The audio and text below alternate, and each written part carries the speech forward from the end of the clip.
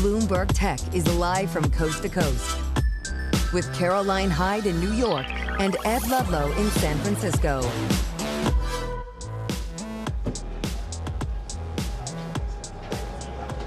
Welcome to a special edition of Bloomberg Tech, live from Bloomberg Screentime in Los Angeles. Coming up this hour, we're going to bring you conversations with some of the biggest names in the entertainment industry. We'll be speaking with top celebrities, Ed, with entrepreneurs, with leaders across this very much changing media landscape.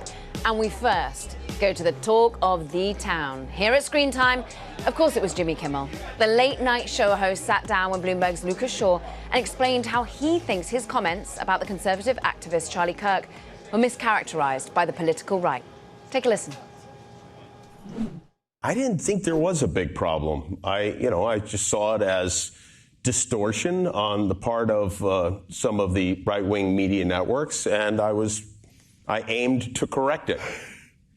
I have problems like all the time, and It's kind of funny because sometimes you think, oh, this is not a problem, and then it turns into a big problem, and then sometimes it goes the other way where you think like, oh, this is going to be a problem, and nobody really notices. And so at what point did you realize this was a problem? I think when they pulled the show off the air. I was like, well, that's unusual. Yeah. And what were the conversations with Dana and Bob that led to that? I hate to disappoint you, but they were really good conversations. Yeah, I'm not asking for you to blame anyone. I mean, really good conversations. They are. These are people that I've known for a long time and who I like very much, and who were, who wanted. We all wanted this to work out best. And I will tell you, first of all, I ruined Dana's weekend. It was just nonstop phone calls all weekend. But I don't think the result, which I think turned out to be very positive, would have been as positive if I hadn't talked to Dana as much as I did, because it helped me think everything through, and it helped me just kind of understand where everyone was coming from. I can sometimes be reactionary, I can sometimes be aggressive, and I can sometimes be unpleasant. And I think that it helped me, really having those days to think about it was helpful. Okay, I have a dumb question about this. As someone who was kind of reporting on it in real time, trying to figure out what's happening, so the show goes off the air, you have all these conversations, and when you all made a decision to put the show back on the air, as my understanding at the time was, it still wasn't exactly clear what you were going to say. They still hadn't resolved the issues with the affiliates. So what do you resolve in those conversations to know you're going back if you haven't figured out a lot of the things that come out of it? I think just the spirit of what I'm going to say, rather than specifically what I was going to say. And I think that's something that we all agreed on. And I think that ultimately I wanted to kind of cover every base if I could. And sometimes you can do that, and sometimes you can't do that. And it was something really that had to come from inside me. It had to be truthful, and I had to lay it all out there and just be honest about what I was feeling and what I'd experienced. And I think I did, and I think that it probably went about as well as it could go. I knew that it wasn't going to be perfect, and there were always going to be people that didn't like it and didn't accept it, but the important thing to me was that I was able to explain what I was saying, what I was trying to say. Because you felt like your initial comments had been mischaracterized. I didn't feel like it was. They were. It was intentionally and I think maliciously mischaracterized, yes. Yeah. That was Jimmy Kimmel there with Bloomberg Screentime host Lucas Shaw, who joins us now. This morning, the story around Jimmy Kimmel is one of the most read on the Bloomberg terminal and the website, and it's being shared across the industry. I think that's not that surprising, right, Lucas? The headline is really straightforward. He thought that the show was done. And in the course of what we just heard, he explained everything that happened in the days that followed being taken off air, confirming quite a lot of your reporting. I just invite you to take it from there and the main takeaways from you from the conversation. Well, I guess I was a little surprised, though in retrospect, not shocked by how effusive his praise was for Disney, just because in the moment, my sense from people around him was that he was pretty pissed off at them, right? They had taken him off the air. You heard him say, I didn't think I did anything that wrong. My comments got sort of weaponized by right-wing media. And yet he's had nothing but positive things to say about CEO Bob Iger, about entertainment co-chair Dana Walden. He sort of somewhat endorsed Dana Walden to succeed Bob Iger, right. Which, I don't know that he or Dana were expecting to happen last night. But this turn from what could have been a really sad, ugly episode in his career to something that has made him something of a hero. And so this was, I guess, a little bit of a victory lap for him. A victory lap, which then you get to the nitty-gritty of numbers, because that's what Bloomberg does. Yeah. And you're trying to present to him that ultimately, yes, he had record bump in terms of numbers, but the numbers haven't been great for late-night television, full stop. Yeah. How did he navigate what he thinks is the revenue, positive or negatives right now for him? Well, twofold. One, he was like, look, there was a lot of reporting about how much his peer Stephen Colbert's show was losing. Yeah. He thinks that that's wrong. He knows how much money these shows cost to make. He knows generally how much they bring in. I think he said last night it costs about $120 million to do one of these shows.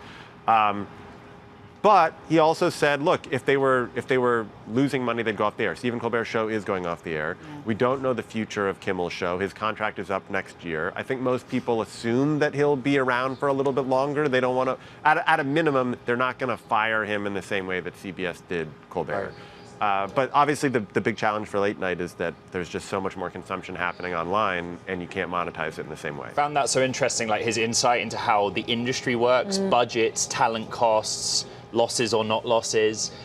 Lucas, that's kind of the point of the rest of the day.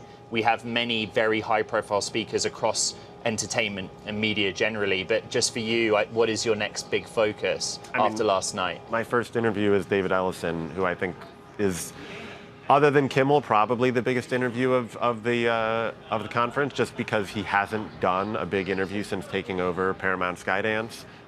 He seems to be in the news every other day. He bought Barry Weiss's The Free Press. He may or may not be trying to buy Warner Brothers Discovery. We'll talk about both those things with him. And you've got Warner Brothers Discovery at the table as well. That's going to be fascinating, considering the conversation you have with Greg Peters, the co-CEO of Netflix, about how ultimately he's not after M&A. WBD, that's going to be a fascinating conversation. Yeah, the co-chairs of their movie studio, I'm sure that they will avoid talking about any big corporate matters and kind of defer that to their leadership. But look, they will be great to talk about the movie business with. They have been on a real hot streak with Sinners, with Minecraft, many other hits over the summer, Weapons, and then the new PTA movie, which probably isn't a commercial hit, but looks like an Oscar frontrunner. All right, Bloomberg's Lucas Shaw, who's leading our coverage here at Bloomberg Screentime in Los Angeles. Thank you very much. But actually here on Bloomberg Tech, Caro, so much more coming up. We're going to be speaking with Katherine Maher, NPR CEO. Look, public media faces threats, particularly under the Trump administration right now. What is the future of funding? Stick with us. This is Bloomberg Tech.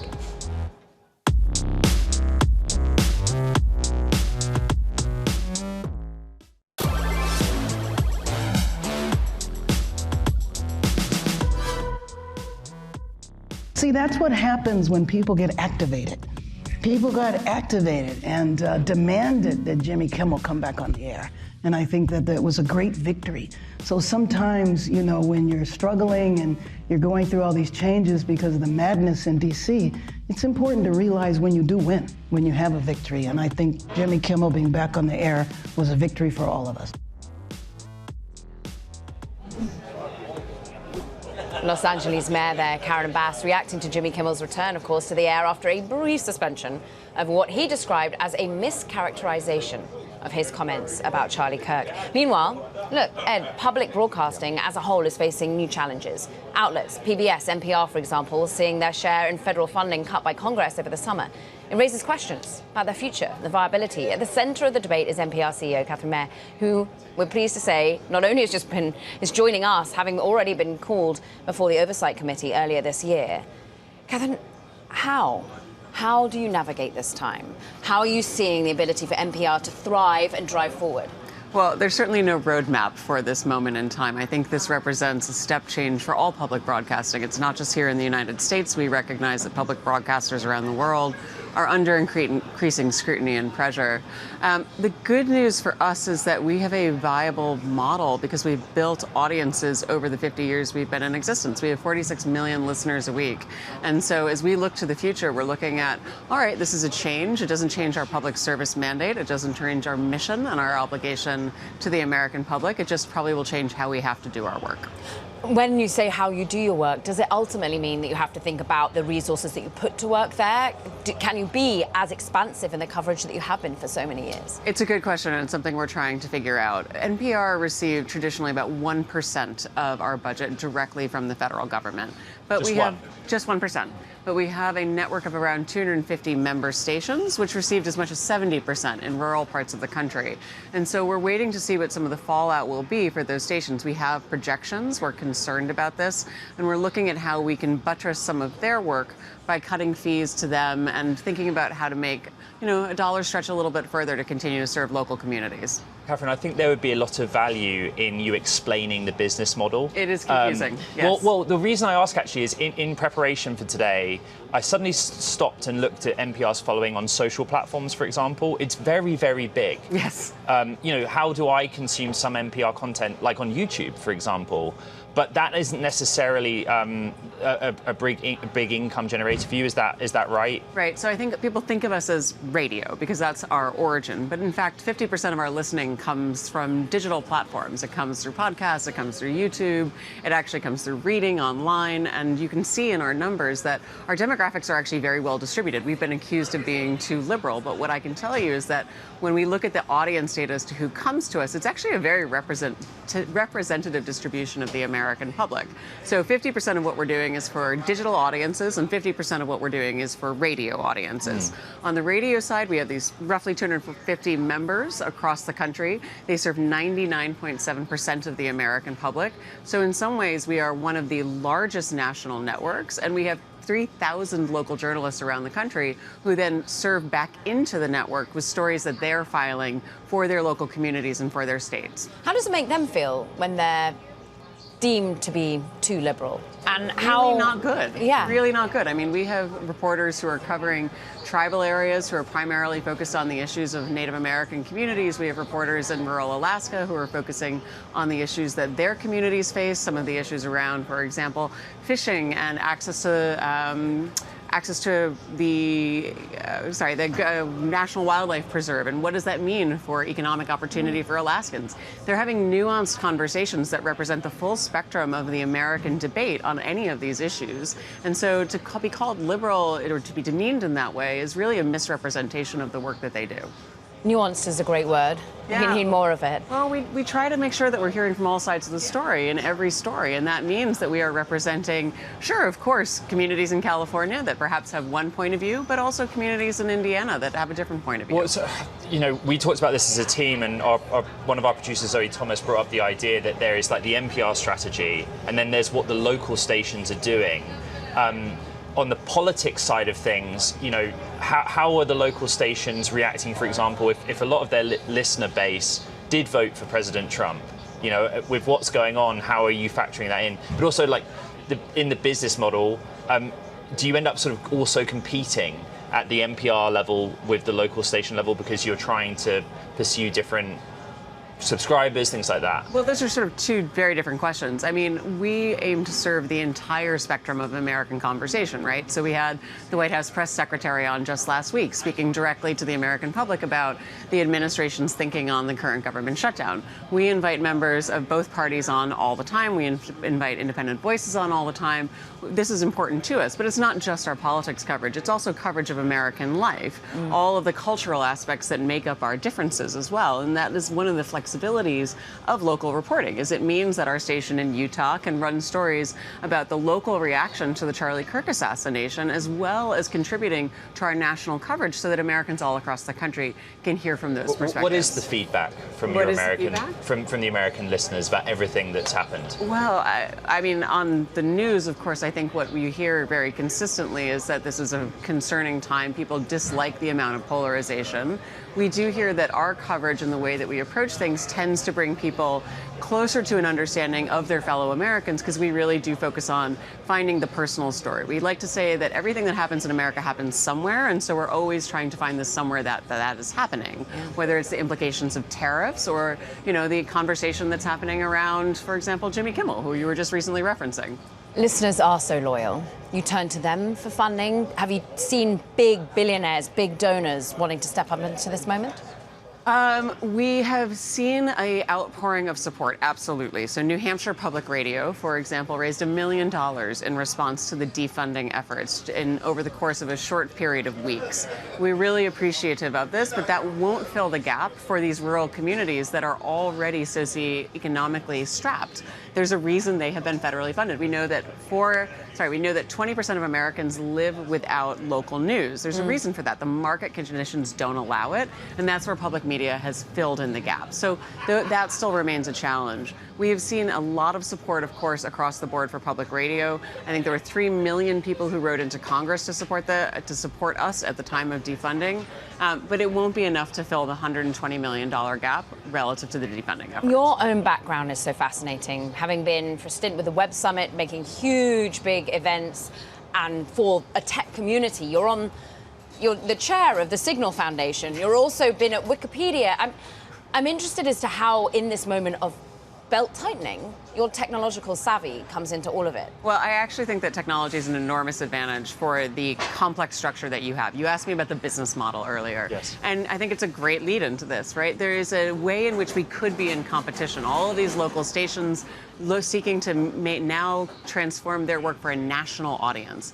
Technology actually offers us the place to bring all of that aggregate reporting together. And so if somebody is running a really great story here in LA about a local band that is about to go on tour, and I reference that because music is a big part of what we do at NPR, we now have the ability to serve that to any audience member anywhere across the country who might be interested in what that band is about to do, right? We wouldn't have been able to do that in a previous era, but the ability of digital platforms, the affordances for us to serve audiences seamlessly, they don't think of us as our local station versus our local station. They think of us as one public media experience, and that's really what we're leaning into. So Swen, what are you going to do differently, in this environment? What are you going to change to bring in more money that you need? Well, certainly investing pretty heavily in the fundraising piece. I mean, I don't think that that's dissimilar from what we've seen in nonprofit news as a whole. We've seen tremendous success in the nonprofit news sector in building subscriptions and building memberships. That's an opportunity for us. And in fact, we've been doing it for a long time. We have millions and millions of loyal donors across the country.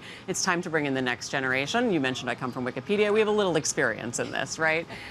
So that's one piece of it. I also think that it's an opportunity for us to think about how we're doing our news gathering and news production more effectively. And so we have all of these journalists across the country. What does it mean to do the national editorial planning, where we're really thinking about how to elevate these conversations that are happening around the country into the national story? And then, of course, we have this great international and national reporting that we're needing to now weave into the mix. Katherine Maher, NPR CEO, thank you very much for being with us here at Bloomberg Screentime. Meanwhile, Warner Music Group is said to be in close agreement with Netflix to create a slate of movies and documentaries based on the record label's catalogue of artists and songs. That's according to sources. Here's what Warner Music Group CEO Robert Kimmel said about a potential deal. I cannot confirm anything, but if you step back and think about this, it makes a lot. Our company has tremendous catalog: Prince, Madonna, Fleetwood Mac. It just goes on and on and on. The stories that we have are incredible, and they haven't really been told. We're like Marvel for music. That's where we are, and it will be unlocked. And so it makes a lot of sense for us to partner with a company that can bring it to life all around the world. And it's exciting both for acts who are no longer with us, but we make their estates happy and satisfied, but also for acts who are with us, who then can actually help bring young audiences to the streaming platforms. Robert Kinsell, Warner Music Group CEO there. Now coming up, Netflix. It's doubling down on gaming, expanding its availability beyond your phones and tablets. We're going to hear from the co-CEO, Greg Peters. That's next. This is Bloomberg Tech.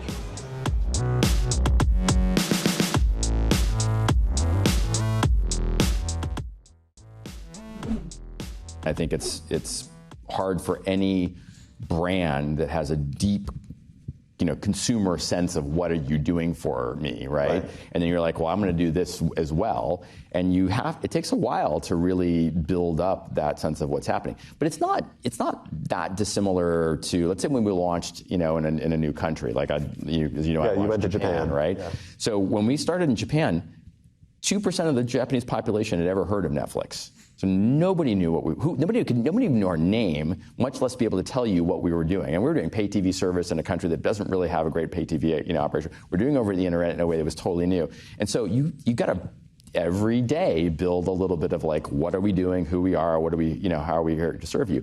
So that 10-year journey, let's say, we just did the 10th anniversary in Japan. Tremendous progress over 10 years, but it took us a long time. And I think, the gaming situation is not dissimilar to that. How much is it an impediment that, for the most part now, you can only play it on your phone? Well, I would say the phone is what's great about it is it's a well-developed gaming ecosystem, right? So folks know to find games there, but it's also a highly competitive gaming ecosystem. So its developedness gives you both that upside and that downside. But what's exciting is that now we are moving beyond the phone to the TV. So I mentioned one of the big gaming areas we're going after. One of the big gaming areas we're going after now is, social gaming experiences that will show up on your TV. So we are now announcing, we're going to announce here actually, that we're going to have these social party games, a pack of social party games that you can play on your TV with your phone as the controller. And it's things like, recognizable games like Boggle, you got Pictionary, we've got a Lego party game, we've got Tetris, we've got a mafia style whodunit. This is me and our CTO Elizabeth playing Boggle here, which is we're two very competitive people, so it got pretty ugly. Who won? I'm not going to say. That means you lost. Oh, does it? Why don't you watch the video, my friend? you triggered my competitive spirit. But this is, so it's your phone, which is an incredible device, and there's all sorts of things that you're going to be able to do on your phone that you can't do on a normal controller, like touch screen, and this is us basically picking our words on that. And it's dead simple to use. It's intuitive. And then this is, us on the earliest days of how we actually can use that. And if we, basically are going to unleash this with a bunch of creators, and they're going to go figure out stuff that we didn't even imagine that they can do with that interactivity. That was Netflix co-CEO Greg Peters' key conversations. Coming up, gaming with Twitch CEO Dan Clancy, Eunice Lee of Scopely. One of the top streamers out there is Pokimane. So much more from Los Angeles and Bloomberg Screentime. This is Bloomberg Tech.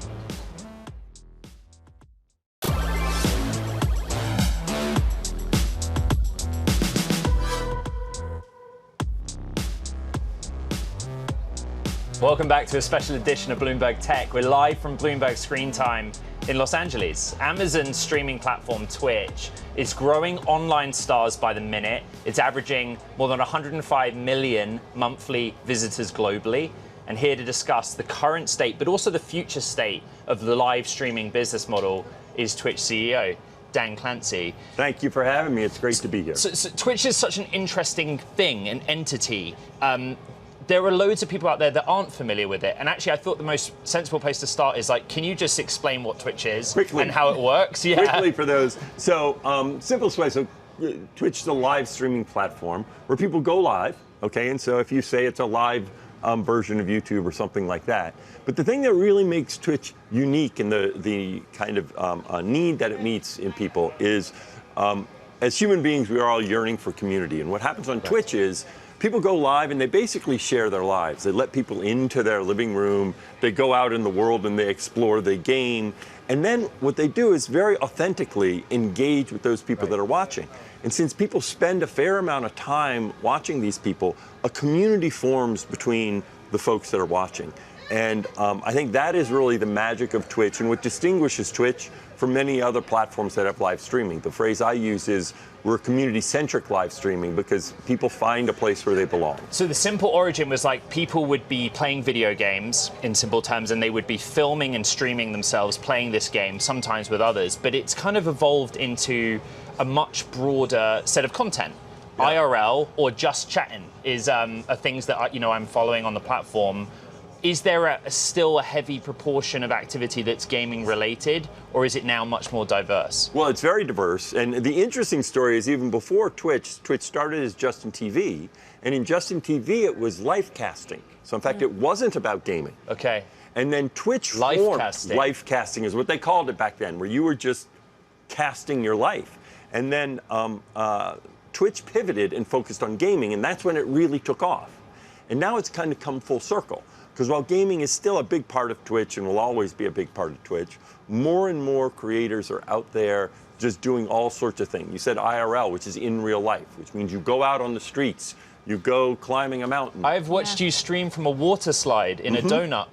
Yes. Necessary Necessary content. Is that IRL? That's IRL streaming. It's in real life. DJ Clancy, I think, is who you're streaming as. I'm interested, though, Ed does such a great job on this show reminding us of the sheer scale and the power of numbers of gaming. When we think about big movie hits, it pales into comparison of the amount of money earned by gaming. Box office versus video games, And what amazes me is how much the content creators are winning in terms of content.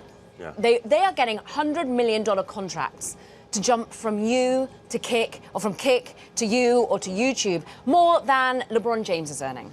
Can you go to actually who your competition therefore is and how you fight for that content in this moment? Yeah, the way I look at it, actually, we're fairly unique in this space, and I don't focus on the competition because as a live streaming platform at our scale, there's smaller ones, but really when we think of the social media space, you have YouTube, you have TikTok, you have Instagram, but Twitch is really the only one that solely focuses on this community-centric live streaming experience. And the way I describe it sometimes is we actually are a long-form platform, and that people sit there and watch for 1 hour, 2 hours. So in that sense, we're like Prime Video and Netflix, but we're social. So we're sort of right in the middle of what I'll call the streaming platforms and the social media platforms, where we're really a long-form social media platform. You're also, dare I say it, right in the middle of the culture wars.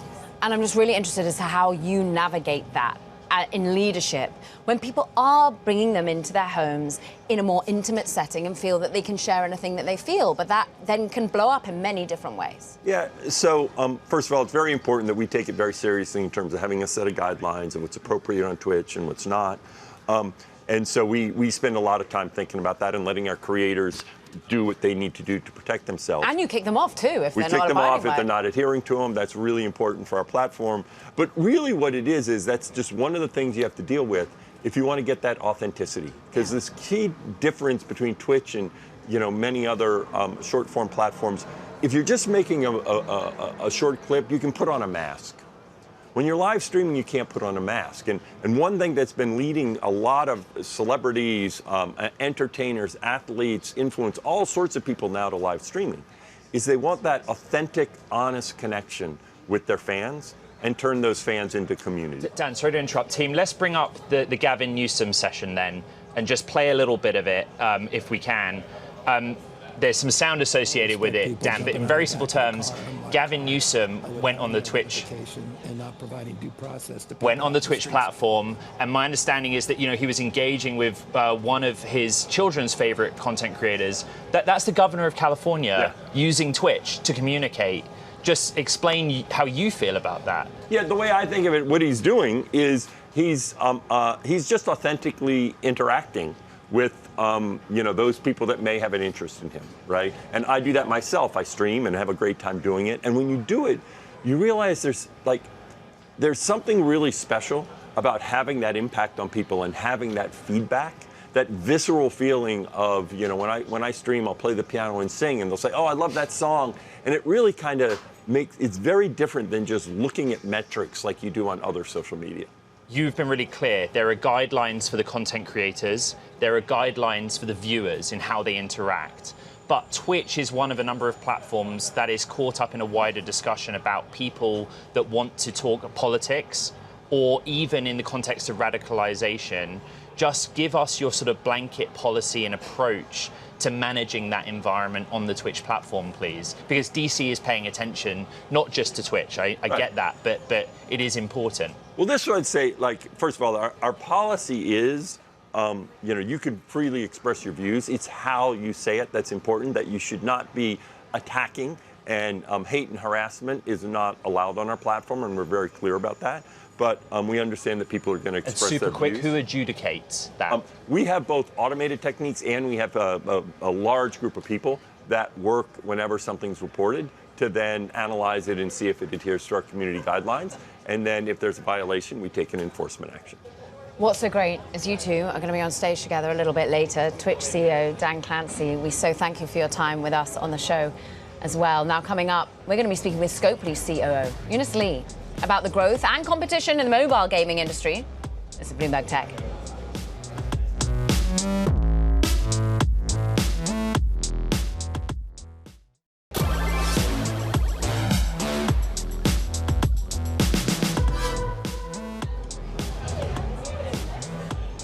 In the realm of mobile gaming, there are a few key players increasingly dominating the space. One of those is Scopely. It's the publisher behind Marvel Strike Force, Yahtzee with Buddies, Pokimane Go, my kids' favorite. Scopely Chief Operating Officer Eunice joins us now.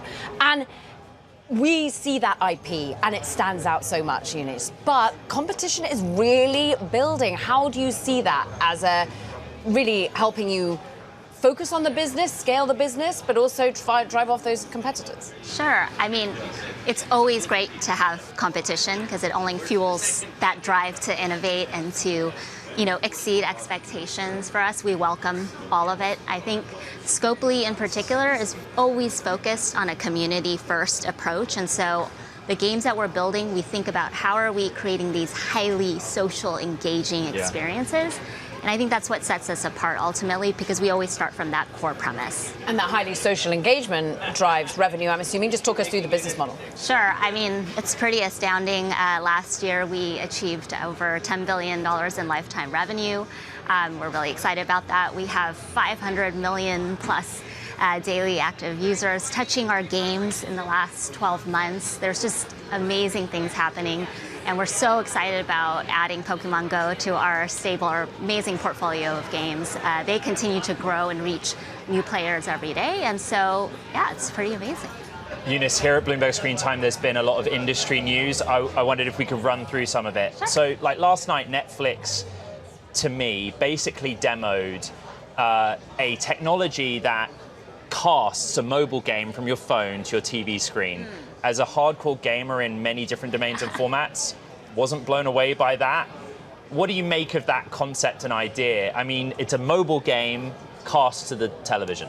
I'm also a hardcore gamer, so I feel you. I think at the end of the day, we're trying to create, again, highly social, engaging experiences. And for our Scopely, it's about trying to be on the different mediums where our players want to be.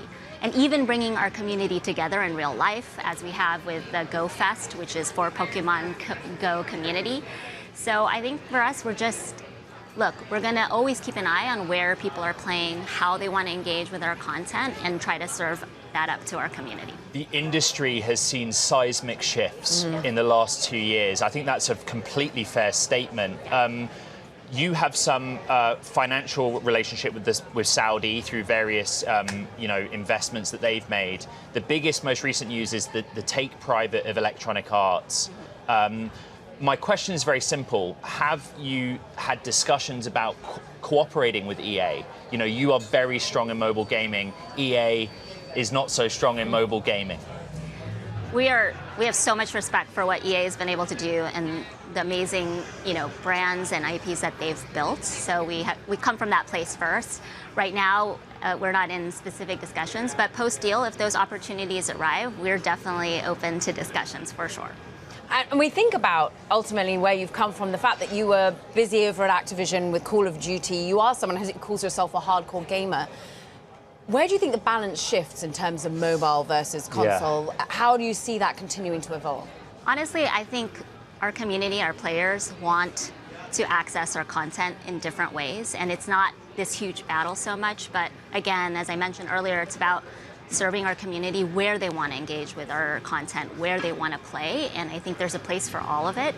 We have several things which I can't talk about, but in development that are cross-platform and across platforms you may not expect from Scopely. Okay, keep us tuned on that respect. But we can go global with you because you're a woman who is international, very core. You've been in London, you studied in Asia, and I'm thinking about how things change from global area to global area. Pokemon Go, inherently for us, a very Japanese bit of IP that has become a total global phenomenon. Yes, absolutely. I mean, for us, again, there's a whole wide world to appeal to, and what the beauty of games is that it brings these folks together across the globe. It transcends geographies, cultures, and that's super exciting for us, and that's that social connection part that we want to continue to promote and continue to see. So we're talking about this thing, right? The mobile, right? And gaming is one thing I can do on my mobile phone. Do you guys consider your rivals to be TikTok? Literally, this is Bloomberg Screentime. You know, how do you assess a marketplace where the competition for eyeballs isn't necessarily in the time spent on gaming? Yeah, I mean, I think the gaming space itself is so fast moving and evolves very quickly. So wherever eyeballs' intention is, again, wherever our players and our fans, because they're looking at IP through various mediums. So being conscious of that, it's not just through the game, there's different ways of the IP coming to life. So us staying on top of that is super important at Scopely. Again, how do we connect with the community where they want to? Mobile is one of the most tactile and easiest ways to do so, but it's something that is always on our minds. Roblox CEO Dan Clancy told us very recently that sometimes on a Friday night their servers melt because of all the condensed activity. In the mobile gaming domain, do you ever come across like flash moments like that where the world is just playing at the same time? I mean, we have so many people engaging daily, hourly with our products because of their deep love of these IPs. Star Trek Fleet Command is a great example. Yes. 75% of our players of that game, they are touching it every single day and in meaningful amounts of time. I mean, I know it's for your business. I think for Star Trek fans, it's like amazing to be able to be in that universe. And those are hardcore fans. That IP attracts real loyalty. And so our ability to do that, for that community is pretty special. How many years has it been since I've done like that on television? Eunice Lee, Chief Operating... Have you ever done it on television? I have. Remember, I did do it once. We should do a high five. Well, let's leave it behind. Eunice Lee, Chief Operating Officer at Scopely. It's great to have you on Bloomberg Tech. Thank you so much. Okay, coming up, we're going to speak with one of Twitch's leading streamers. Pokimane talks to us about the business of content creation. That's next. This is a seriously big one. This is Bloomberg Tech.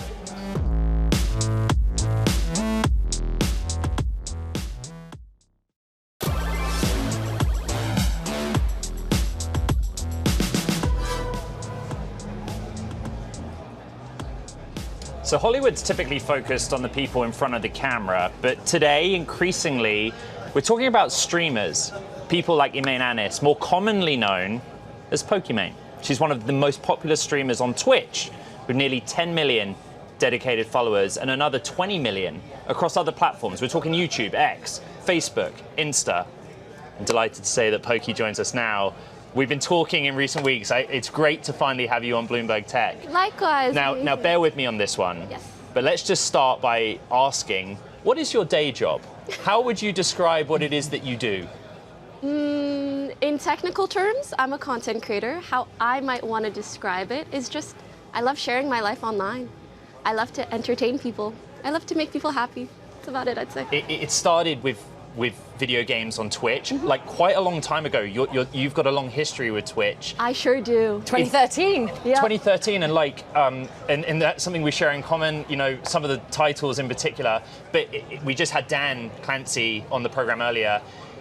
For you in particular, it is expanded to IRL and just chatting. Is there a moment where that happened? It moved beyond video games?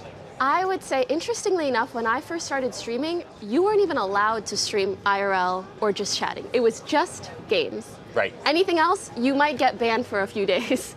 And so as the platform started not only allowing but supporting different types of content, I of course only wanted to try out those different things. And I also love how it allowed me to showcase different parts of my life. Now instead of traveling and feeling like, oh, I can't do my job, I can't game, I can't speak to my community, I could travel and stream myself in those different countries. So as both this platform changed and what the audiences like and enjoy changed, I followed in and I was able to explore so many different types of content. And then we've seen you go to Korea, we've seen you go to around the world, but what's so interesting, Poki, is that your demographic must have broadened from League of Legends out to now wanting to see you horse ride, talking about some of your health stories. How can you break down the demographics and who it is in your community? Absolutely. What I find the most interesting is that it entirely depends on the piece of content and the platform. So on Twitch, of course, the platform itself is maybe majority men, sometimes younger, depending on the game or what you're streaming. But on TikTok, a lot of my videos are like majority female. I do get readies with me, makeup, hauls, all sorts of different things. And I really adore that because it allows me to really tap into and share all the different facets of my hobbies and what I like to do. And you do share your community of friends. They appear with you. There's also, though, perhaps your brother who doesn't appear so much on screen, and you're here in LA. There are safety concerns, whether it's in real life or whether it's online as well. How do you think about that and navigate it? Oh my, it really depends on the exact safety concern and what aspect it brings. So there's online safety and there's also in-person safety. So what you said earlier about IRL streaming, I typically don't IRL stream in LA unless I have security with me. Otherwise, I feel a little bit better streaming IRL in other countries. When it comes to moderation online, it's been trial and error kind of situation, learning how to moderate my platforms, how to feel safe online, how to make sure my community feels safe. So it's really a lot of different things. Poki, as part of the IRL and just chatting content, sometimes you have discussed things that are more political or societal issues. How do you choose those that you want to weigh in on? And then the safety piece you just explained, how you factor that in? I would say my priority, for starters, is of course speaking to my direct experiences and how I know those things affect others. For example, the safety issues that I face online, I'm not the only one, and it's not just creators. Any woman, any girl, frankly, any person online can be victim to those same safety issues. So I love to be a spokesperson for the things that I have direct experience and knowledge in. And then secondly, for me, political topics, what I really feel passionate speaking out about is simply just human rights. Respecting other people, what their rights should be in regards to the things that they can say, that they can experience, that they can share. I feel like that's what I feel comfortable talking about. And so aside from that, luckily the safety aspects that I have in place right now allow me to feel comfortable discussing anything. Poki, you've made a career of this.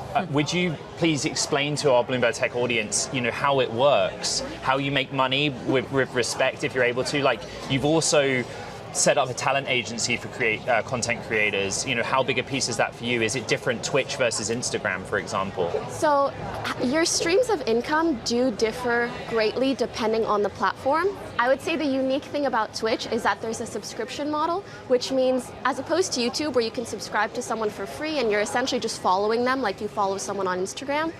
For Twitch, when you subscribe, you're sending them $5 every month. It's a monthly subscription that also generates income.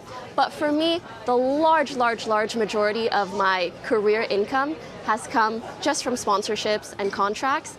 And then probably the second largest piece has come from business ventures. And then the third largest piece might be subscriptions. So I'd say that's the unique piece that most people don't know about Twitch. But for IG and most other platforms, it's primarily ads and sponsors. We could talk to you for so much longer, and I'm very pleased that Ed's going to be on stage with you. Imane Anys, also known as Pokimane. We're so pleased that she joined the show, and what a show it has been, because that does it for this edition of Bloomberg Tech. But the story doesn't stop. There are so many people going to be on stage. I've got the Foster sisters. You've got a great gaming conversation. Poki and Dan from Clancy. I want to understand the content creator economy so much more, because as we just heard, it's so different. And then tomorrow, do not miss this. We're going all in on defense technology. We will speak with the leaders of Anduril, Palantir, and many other leaders in defense tech from Anduril's headquarters right here in California. You don't want to miss it. There is a lot to recap from the last hour. Check out the pod. Loads of you are listening to it. Super grateful for the feedback we've had. Listen on Apple, Spotify, iHeart, and the Bloomberg platforms. Caro, take us out. I mean, what an amazing array we can do right here in Los Angeles, from the world of content creation to the world of defense tech. There's a lot to be had. Yeah. This is Los Angeles and Bloomberg Screentime. This is Bloomberg Tech.